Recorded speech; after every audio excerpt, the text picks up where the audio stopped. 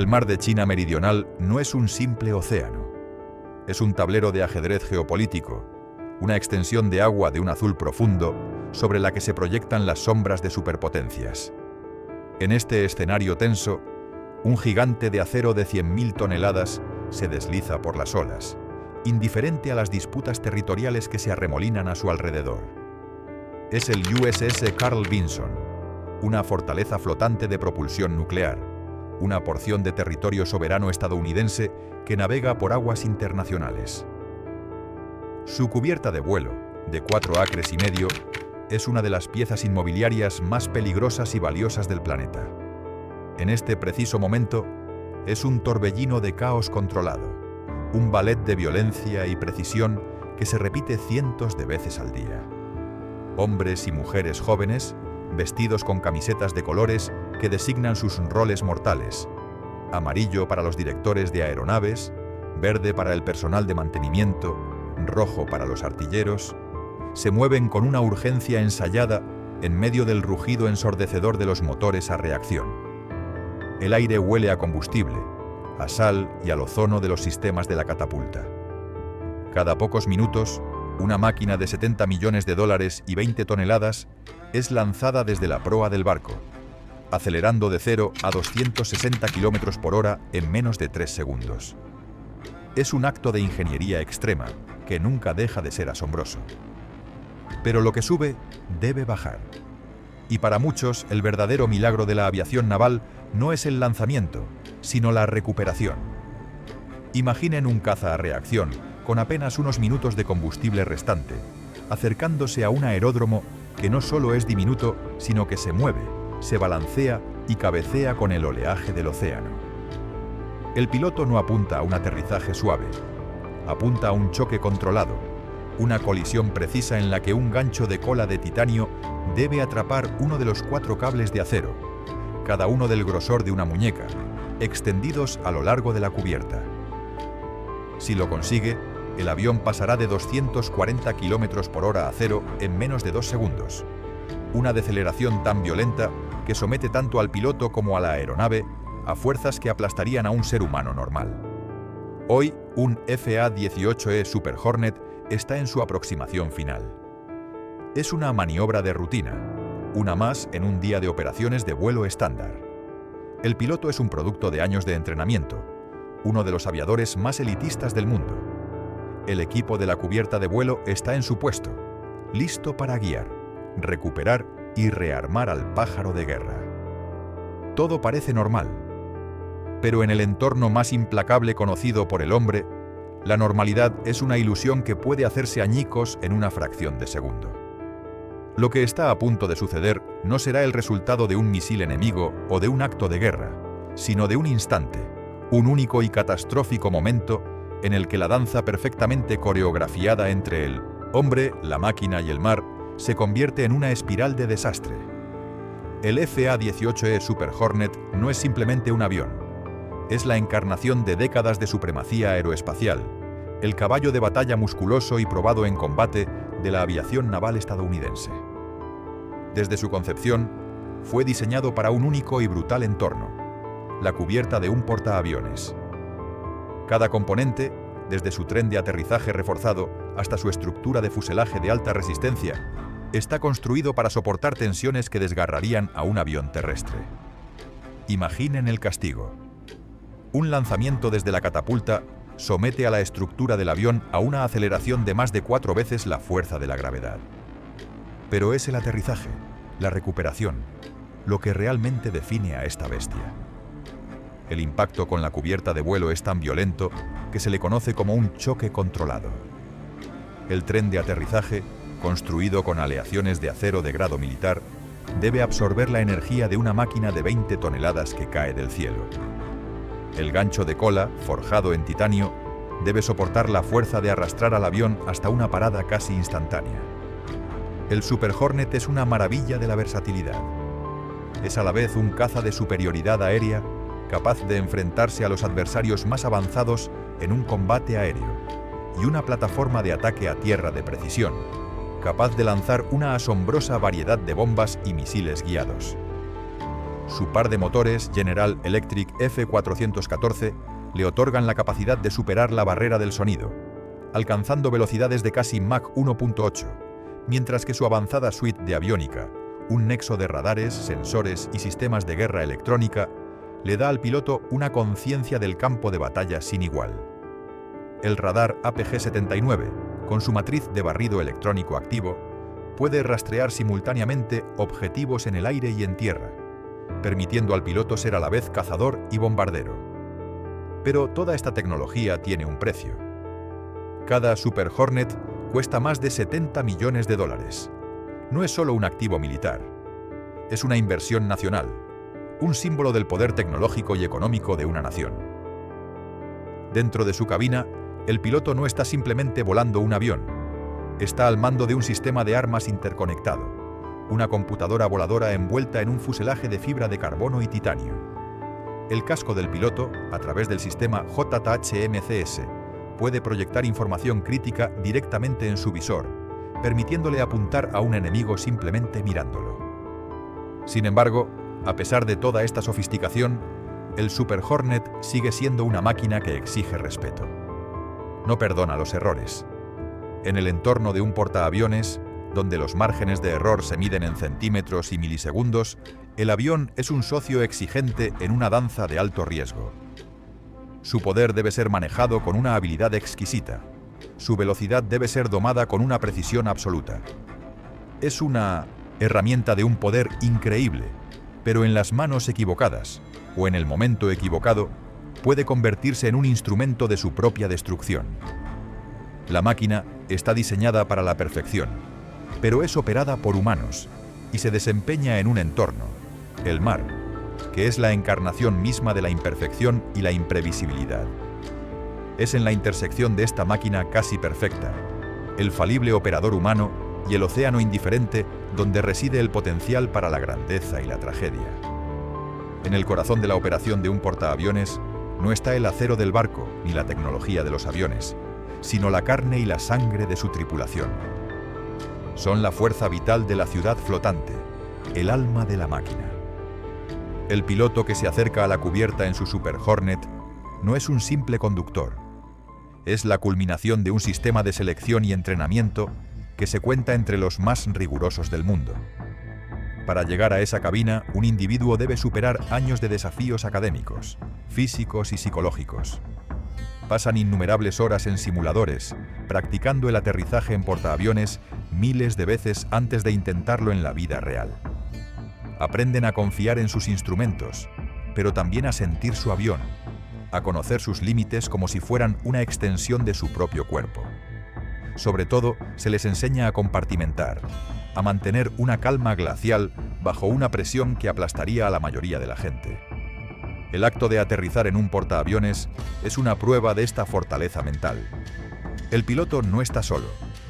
En la popa del barco, en una pequeña plataforma, se encuentra el oficial de señales de aterrizaje, o LSO. El LSO es el gurú del aterrizaje, un aviador naval experimentado cuya única misión es guiar al piloto a casa de forma segura.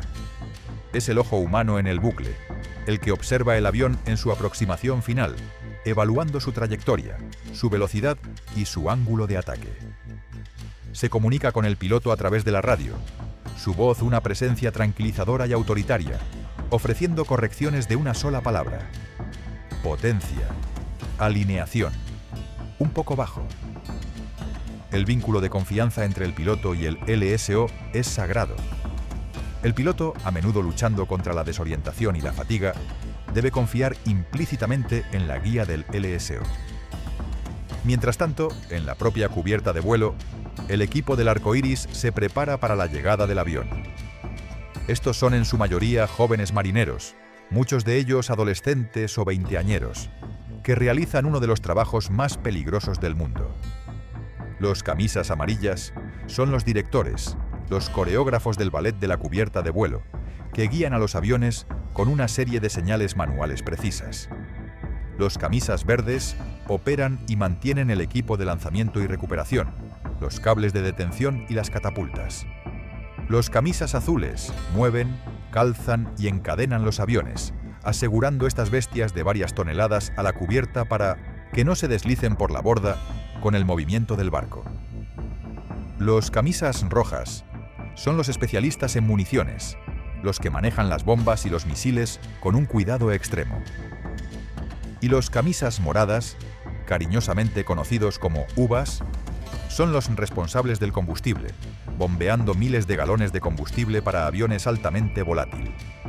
Este equipo trabaja en un entorno de ruido ensordecedor, de peligro constante por las hélices, las toberas de los reactores y el movimiento de los aviones. Confían los unos en los otros para su supervivencia.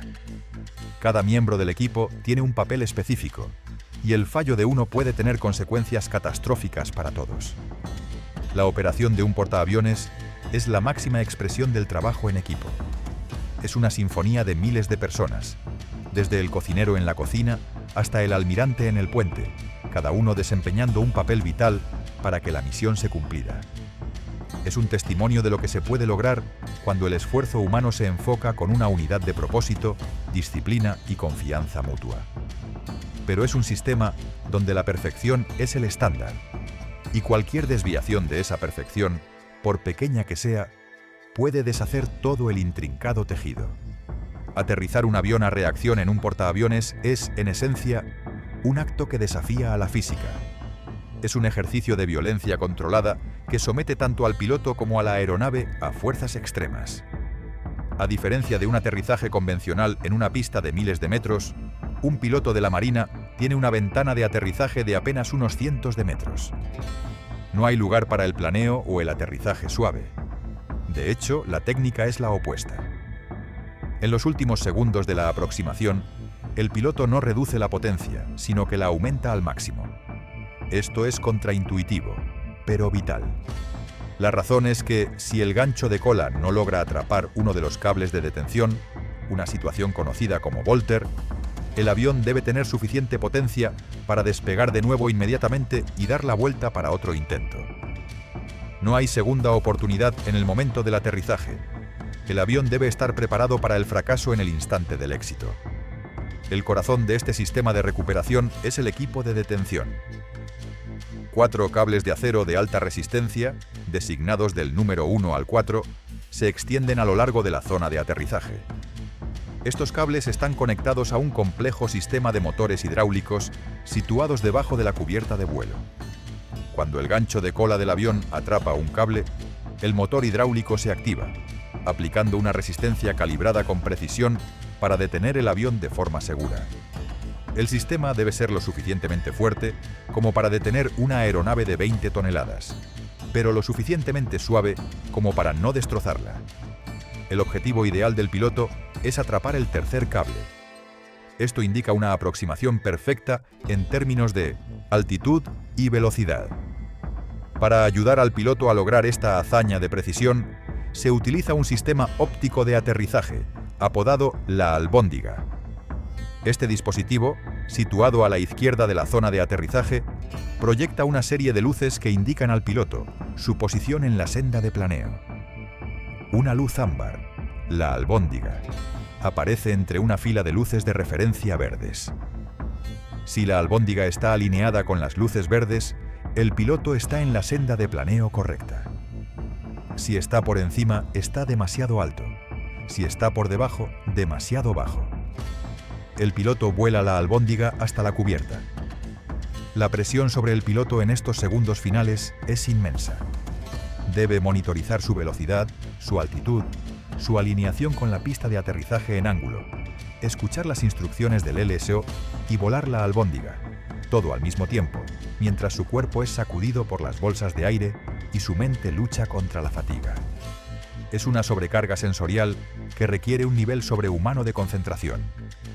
La secuencia completa, desde que el avión es avistado en la aproximación final hasta que se detiene por completo en la cubierta, dura menos de 30 segundos. En ese breve lapso no hay margen para el error. Un nudo de velocidad de más, 1 metro de desviación, y el resultado puede ser catastrófico. Un aterrizaje demasiado duro puede romper el tren de aterrizaje. Un aterrizaje demasiado a la izquierda puede hacer que el ala golpee la superestructura de la isla del portaaviones. Un aterrizaje demasiado corto puede resultar en un golpe en la rampa, donde el avión se estrella contra la popa del barco. Es un sistema diseñado en el filo de la navaja, un testimonio de la audacia de la ingeniería humana. Pero es un sistema que exige una ejecución perfecta, una y otra vez, porque la física es una amante implacable, y las consecuencias de un solo error son absolutas. El Super Hornet se encuentra en su aproximación final. Las luces de la cubierta del USS Carl Vinson brillan como una promesa de seguridad en la inmensidad del océano. En la cabina, el piloto está concentrado. Sus manos se mueven con una precisión ensayada sobre los controles, sus ojos escaneando los instrumentos y la albóndiga que flota a la izquierda de la pista. En sus oídos, la voz tranquila del LSO es su único vínculo con el mundo exterior, una guía a través de los últimos y más peligrosos metros de su viaje. La aproximación parece normal. El avión está en la senda de planeo, su velocidad es la correcta, su configuración es la adecuada. Pero entonces, en los últimos segundos, algo sale terriblemente mal. Un pequeño error de cálculo, una ráfaga de viento inesperada, una corrección tardía. El avión desciende una fracción de segundo demasiado pronto, 1 metro demasiado bajo. En lugar de que el tren de aterrizaje principal toque la zona de aterrizaje designada, las ruedas traseras golpean el borde mismo de la popa del portaaviones, un golpe en la rampa. El sonido es un crujido nauseabundo de metal torturado que reverbera a través de la cubierta. El impacto es brutal. El tren de aterrizaje, diseñado para soportar aterrizajes duros pero no este tipo de colisión, se colapsa. El avión, ahora lisiado, se estrella contra la cubierta de vuelo, no como un pájaro de presa, sino como una bestia herida. Chispas brotan de la parte inferior del fuselaje mientras se arrastra por la superficie antideslizante, el metal arañando el acero. El gancho de cola, ahora inútil, rebota sin encontrar un cable. El avión no se detiene. Se convierte en un proyectil de 20 toneladas y 70 millones de dólares, fuera de control, deslizándose por la cubierta en ángulo. El caos estalla en la cubierta de vuelo.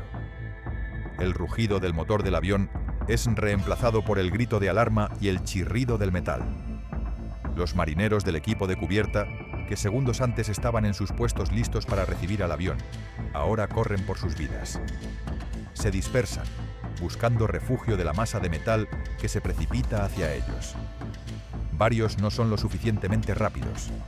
El avión descontrolado los golpea o los escombros voladores los alcanzan, lanzándolos por la cubierta como muñecos de trapo. En la cabina, el piloto lucha contra los controles, pero el avión ya no responde.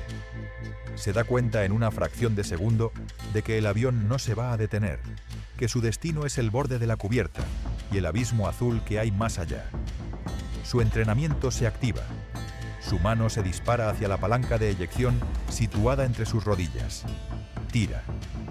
Una explosión sacude la cabina. Los pernos explosivos hacen saltar la cúpula de plexiglas. Un segundo después, un cohete situado debajo de su asiento se enciende, lanzándolo fuera de la cabina y hacia el cielo con una fuerza de más de 20 G. El Super Hornet, ahora sin piloto, continúa su inexorable viaje. Pasa por encima de otros aviones aparcados en la cubierta, con las alas cortando el aire con una proximidad aterradora. Finalmente llega al borde. Durante un instante, parece suspendido en el tiempo, su nariz apuntando hacia el cielo antes de que la gravedad reclame su premio.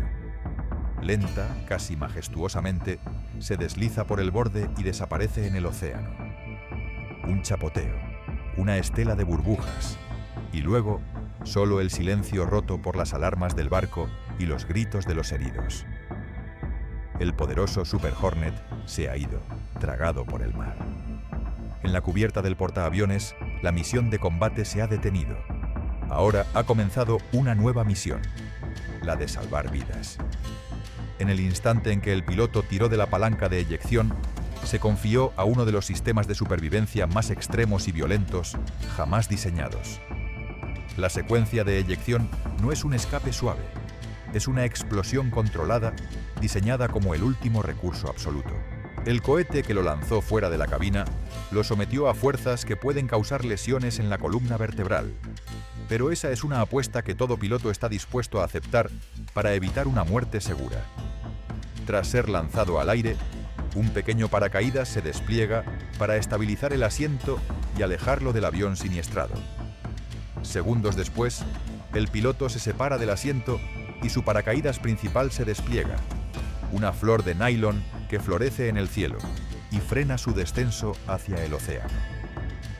En el puente del USS Carl Vinson, la respuesta es instantánea. ¡Hombre al agua!, resuena por los altavoces. La tripulación del portaaviones, entrenada para reaccionar ante cualquier contingencia, entra en acción. Se da la orden de lanzar el helicóptero de búsqueda y rescate, el ángel de la guarda de la flota. En la cubierta, los rotores de un helicóptero MH-60S Seahawk, que siempre está en alerta durante las operaciones de vuelo, comienzan a girar. En cuestión de minutos, el helicóptero se eleva y se dirige hacia la última posición conocida del piloto. A bordo van nadadores de rescate de la Armada, hombres y mujeres entrenados para saltar en cualquier condición de mar para recuperar al personal caído. Mientras tanto, en la cubierta de vuelo, el caos da paso a una respuesta médica organizada. Los equipos médicos del barco, los camisas blancas, corren hacia los marineros heridos. Llevan camillas y botiquines y comienzan a clasificar y tratar a los heridos en el lugar del accidente. Se establece un puesto de triaje y los heridos más graves son estabilizados y preparados para ser trasladados a la enfermería del barco, una instalación médica totalmente equipada que rivaliza con la de muchos hospitales de pueblos pequeños. El helicóptero de rescate llega rápidamente al lugar donde el piloto cayó al agua. Lo ven, una pequeña figura flotando gracias a su chaleco salvavidas. Un nadador de rescate salta del helicóptero al océano, nada hacia el piloto, lo asegura en un arnés y ambos son izados de vuelta a la seguridad del helicóptero. El piloto está vivo, magullado, conmocionado, pero vivo. Es un testimonio asombroso del sistema de supervivencia, un triunfo de la ingeniería y el entrenamiento en medio de un desastre. La recuperación del piloto y el tratamiento de los heridos demuestran un principio fundamental de las operaciones militares. La misión es importante, el equipo es caro, pero la vida humana es lo más valioso. Incluso cuando una máquina de $70 millones se pierde en el fondo del océano, el sistema se une para salvar a uno de los suyos. El portaaviones ha perdido un colmillo, pero su tripulación ha demostrado que su espíritu y su capacidad para cuidarse mutuamente permanecen intactos. La batalla inmediata por la supervivencia ha sido ganada, pero ahora, mientras el piloto es atendido y la cubierta se limpia, una nueva batalla, una de implicaciones estratégicas globales, está a punto de comenzar. Con el piloto a salvo y los marineros heridos atendidos, la adrenalina de la crisis inmediata comienza a desvanecerse, reemplazada por una fría y aleccionadora realidad. Un FA-18E Super Hornet, una de las aeronaves militares más avanzadas del mundo, yace ahora en el fondo del mar de China Meridional. Y este hecho transforma un accidente de aviación en un incidente internacional de alto riesgo. El Super Hornet es mucho más que un simple fuselaje. Es un tesoro de tecnología militar sensible. Sus sistemas de radar, sus enlaces de datos, su software de guerra electrónica y sus contramedidas defensivas se encuentran entre los secretos mejor guardados de las Fuerzas Armadas estadounidenses. Cada chip, cada línea de código, representa miles de millones de dólares en investigación y desarrollo y una ventaja tecnológica crucial sobre los adversarios potenciales. Ahora, este tesoro se encuentra en el lecho marino en una de las vías fluviales más disputadas y vigiladas del mundo. La ubicación es el kit del problema. El mar de China Meridional es reclamado casi en su totalidad por China, que ha pasado la última década construyendo y militarizando islas artificiales para hacer valer sus reclamaciones. La Marina de los Estados Unidos opera en estas aguas bajo el principio de la libertad de navegación, desafiando lo que considera reclamaciones territoriales ilegítimas. La presencia del USS Carl Vinson en la zona era en sí misma una declaración política. En este entorno de desconfianza y competencia, el F-18 hundido no es solo un pedazo de escombros, es un premio de inteligencia de valor incalculable. Tanto China como Rusia poseen capacidades de salvamento en aguas profundas. La idea de que uno de sus submarinos o vehículos operados a distancia pudiera encontrar, y peor aún, recuperar el avión siniestrado es la peor pesadilla del Pentágono. Si pudieran acceder a la aeronave, sus ingenieros podrían aplicar ingeniería inversa a sus sistemas, descubriendo sus vulnerabilidades y erosionando la ventaja tecnológica de Estados Unidos, que podría ser decisiva en un conflicto futuro. Podrían aprender cómo interferir sus radares, cómo engañar a sus sistemas defensivos y cómo replicar sus tecnologías. Por lo tanto, el accidente desencadena una nueva misión, una que no se libra con bombas y misiles, sino con sonar, vehículos submarinos y una voluntad de hierro. Se inicia una carrera silenciosa y de alta tecnología. La Marina de los Estados Unidos debe encontrar y recuperar su avión antes de que nadie más lo haga. No es una cuestión de si se debe hacer, sino de cuán rápido se puede hacer. Se movilizan barcos de salvamento especializados, equipos de expertos en recuperación en aguas profundas son puestos en alerta y se trazan planes para una de las operaciones de salvamento más desafiantes y estratégicamente importantes de los últimos años. El mundo observa. Los analistas militares especulan. Las armadas, rivales escuchan. El F-18 ya no es un arma de guerra activa, pero incluso en su tumba acuática, se ha convertido en una pieza central en el gran juego de la rivalidad entre grandes potencias. El océano ya no es solo la escena de un accidente, sino el campo de batalla de una nueva guerra fría. Una guerra por los secretos tecnológicos que se encuentran a miles de metros bajo la superficie. La tarea de recuperar un avión de combate del fondo del océano es una hazaña de ingeniería monumental. Una batalla contra un entorno más hostil e implacable que cualquier campo de batalla humano. El fondo del mar de China Meridional en esa zona se encuentra a una profundidad de aproximadamente 3.780 metros, o 12.400 pies. A esa profundidad, la presión es aplastante, más de 380 veces la presión a nivel del mar. Es una fuerza que puede comprimir un submarino militar como una lata de refresco. La oscuridad es absoluta, un negro total que ninguna luz solar ha penetrado jamás. Y la temperatura está apenas por encima del punto de congelación. Ningún ser humano puede sobrevivir en este entorno. La misión, por tanto, debe ser llevada a cabo por control remoto, utilizando la tecnología más avanzada en exploración de aguas profundas. La operación comienza con la movilización de un buque especializado, en este caso, un buque de construcción comercial llamado Picasso, que fue contratado por la Marina por su capacidad para manejar equipos pesados y vehículos submarinos. A bordo de este barco se encuentra el equipo clave, un vehículo operado a distancia, REOF, Curve 21. El Curve 21 es esencialmente un submarino robótico del tamaño de un coche pequeño, conectado al barco de superficie por un cordón umbilical de kilómetros de largo que proporciona energía y transmite datos. Está equipado con potentes luces, cámaras de alta definición y sonar de barrido lateral para peinar el lecho marino. También tiene brazos manipuladores que pueden realizar tareas delicadas. La primera fase es la búsqueda.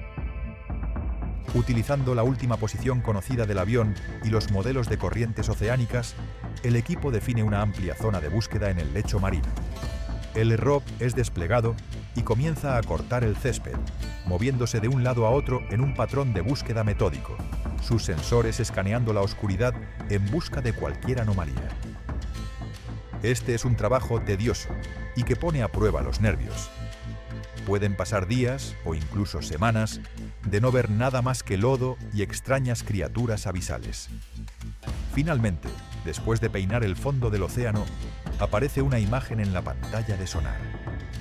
Una forma que es inconfundiblemente artificial. Las cámaras del ROV se enfocan y la forma fantasmal de un FA-18 Super Hornet emerge de la oscuridad, extrañamente intacto, descansando en el lodo del lecho marino. Ha sido encontrado. Ahora comienza la fase más difícil, la recuperación. El equipo debe idear una forma de sujetar aparejos de elevación al fuselaje del avión de 20 toneladas. El ROV, con sus delicados brazos manipuladores, debe conectar ganchos y eslingas especiales a puntos estructurales fuertes de la aeronave, un trabajo que requiere una habilidad y una precisión quirúrgicas. Todo ello operado por un piloto en la superficie a casi 4 kilómetros de distancia. Una vez que el avión está asegurado, comienza el lento y cuidadoso proceso de izado. Un cabrestante de alta resistencia en el barco de superficie comienza a tirar, enrollando el cable milímetro a milímetro. La tensión en el cable es inmensa. Un movimiento brusco, un fallo en el equipo, y el avión podría desprenderse y volver a caer al abismo, esta vez quizás dañándose sin posibilidad de reparación. El ascenso dura horas. A medida que el avión se eleva a través de la columna de agua, la tripulación en la superficie observa sus monitores con una tensión contenida. Finalmente, el avión rompe la superficie, una bestia gris que gotea agua de mar, emergiendo del mundo de la oscuridad al de la luz. Es cuidadosamente izado a bordo del barco de salvamento y asegurado en la cubierta. La misión ha sido un éxito. La tecnología sensible ha sido recuperada. El premio de inteligencia ha sido negado a los adversarios. La operación es un testimonio silencioso pero poderoso de la capacidad tecnológica y la determinación de la Marina de los Estados Unidos. Es una demostración de que su alcance no se detiene en la superficie del océano, sino que se extiende hasta sus profundidades más oscuras y desafiantes. Es una victoria en una guerra invisible, una que reafirma el dominio no solo en el mar, sino también debajo de él. Cada accidente en la aviación militar, especialmente uno tan público y costoso como la pérdida de un Super Hornet, es seguido por una investigación exhaustiva. El objetivo no es solo asignar culpas, sino, lo que es más importante, comprender la cadena de acontecimientos que condujo al desastre para que las lecciones puedan ser aprendidas y se puedan evitar futuras tragedias.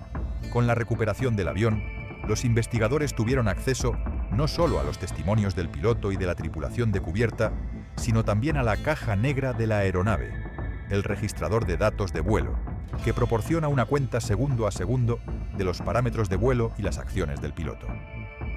El informe de investigación final reveló que la causa principal del accidente no fue un fallo mecánico catastrófico del avión, ni un mal funcionamiento del equipo de detención del portaaviones. La causa fue un error del piloto durante la fase más crítica de la aproximación final al aterrizaje. El piloto, al intentar corregir una ligera desviación de la senda de planeo, realizó una maniobra que resultó en un golpe en la rampa, el impacto del tren de aterrizaje contra la popa del barco. Este hallazgo es aleccionador. Demuestra que incluso los aviadores más entrenados y elitistas del mundo son humanos y, por tanto, falibles. Subraya la naturaleza implacable del aterrizaje en un portaaviones, un entorno donde no hay margen para el más mínimo error de juicio o de ejecución.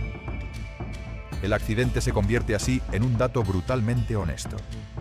Se convierte en material de estudio en las escuelas de vuelo de la Armada, un caso práctico sobre cómo una serie de pequeñas desviaciones pueden acumularse rápidamente en una catástrofe. Se analizan los vídeos del aterrizaje, se estudian los datos de vuelo y se debate sobre la toma de decisiones del piloto. El objetivo no es avergonzar al individuo, sino educar a la próxima generación de aviadores. A raíz del accidente, se revisan los procedimientos de entrenamiento. Se puede poner un mayor énfasis en el reconocimiento y la recuperación de aproximaciones inestables. Se pueden desarrollar nuevos escenarios de simulación para replicar las condiciones exactas del accidente, permitiendo a los pilotos practicar la respuesta correcta en un entorno seguro. El incidente también es un recordatorio de los peligros inherentes a las operaciones de los portaaviones. A pesar de todas las precauciones de seguridad, la cubierta de vuelo sigue siendo uno de los lugares de trabajo más peligrosos del mundo. El hecho de que varios marineros resultaran heridos en el accidente refuerza la necesidad de una vigilancia constante y el cumplimiento estricto de los procedimientos de seguridad en la cubierta de vuelo. Cada accidente es una cicatriz en la conciencia de la comunidad de la aviación naval. Es un recordatorio del precio que se paga por operar en el filo de la navaja de la capacidad humana y tecnológica. Pero estas cicatrices no son signos de debilidad, sino de experiencia. Cada lección se aprende con sangre y tesoros, y se incorpora al tejido de conocimientos que hace que una operación intrínsecamente peligrosa sea un poco más segura para el próximo piloto, la próxima tripulación de cubierta y la próxima misión. La pérdida del avión es un golpe financiero, pero el conocimiento adquirido de la tragedia es invaluable, comprado a un alto precio para salvaguardar el futuro. Al final, la historia de la caída del FA-18 del USS Carl Vinson no es una historia de fracaso, sino una saga de extraordinaria resiliencia. Es un testimonio del espíritu inquebrantable de los hombres y mujeres que eligen operar en el entorno más exigente de la Tierra. Consideren los elementos: un error de una fracción de segundo y una máquina de $70 millones se pierde en el océano. Es un fracaso, sí, pero miren lo que sucede en el momento siguiente. Un sistema de eyección que funciona a la perfección, salvando la vida del piloto.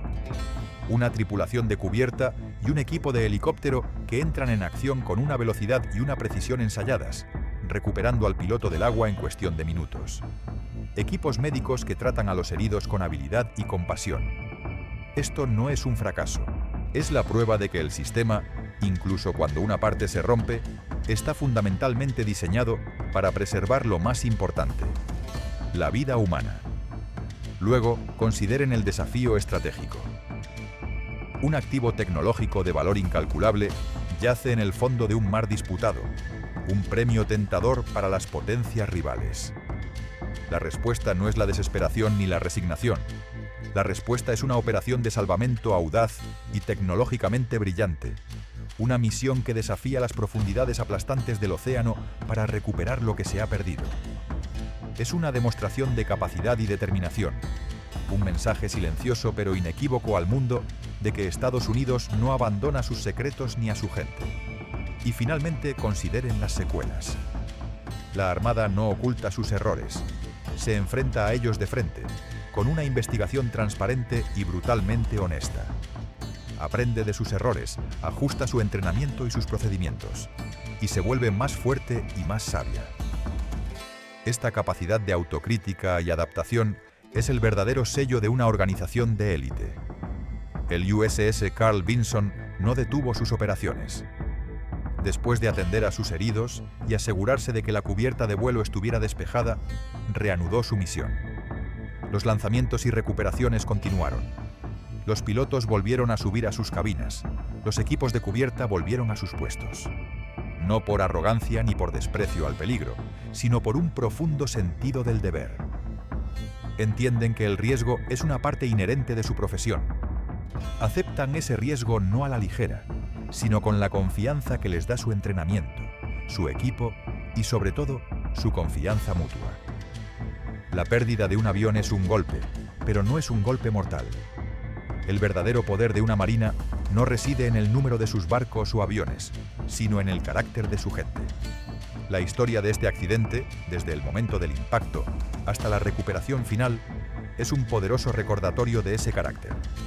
Es una historia de falibilidad humana, sí, pero también es una historia de coraje humano, de ingenio humano y de un espíritu indomable que, incluso cuando es derribado, siempre encuentra la manera de levantarse, aprender la lección y volver a navegar hacia el horizonte, vigilante y sin miedo.